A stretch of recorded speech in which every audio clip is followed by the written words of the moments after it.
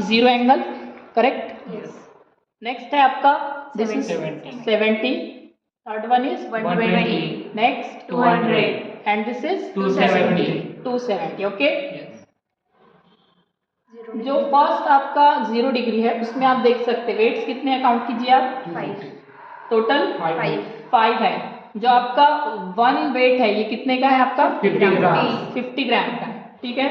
Same आपने क्या किए, डिफरेंट पुलीज में जो डिफरेंट हैंगर्स है उसमें आपने क्या किए, डिफरेंट टाइप्स के वेट्स ऐड करते गए। इस तरीके से ऐड करना है आपको कि ये जो आपकी रिंग है ये सेंटर में आ जानी चाहिए, ठीक है।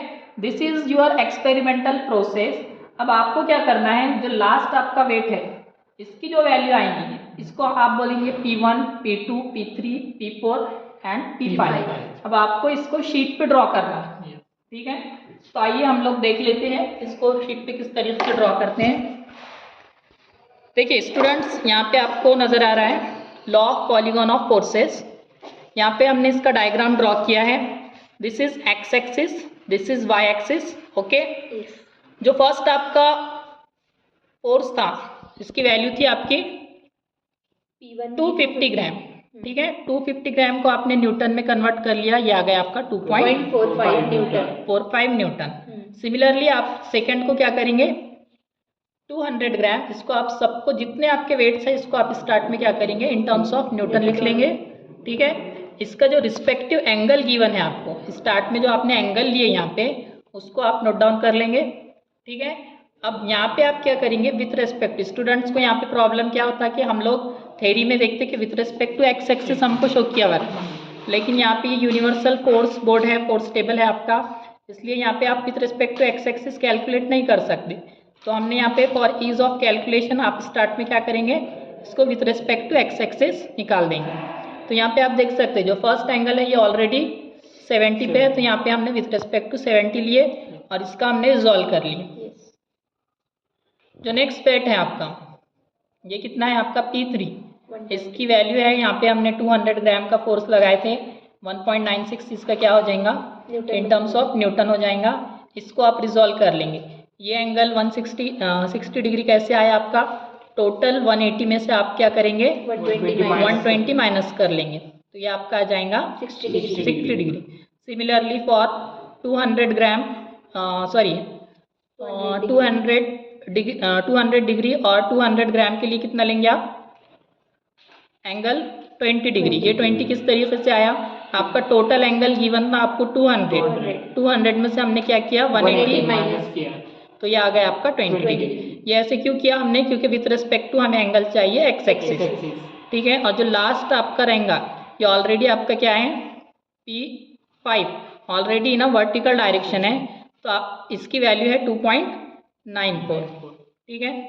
अब आपको जो हमने एक्सपेरिमेंटल प्रोसीजर देखा तो इसी को आपको शीट पर ड्रॉ करना है और एनालिटिकली आपको इसको प्रूफ करना है। किस तरीके से, जो लास्ट हमने देखे 2.94 न्यूटन, ये आपका फाइनल आंसर जो आएगा ये इससे मैच हो रहा है या नहीं हो रहा है।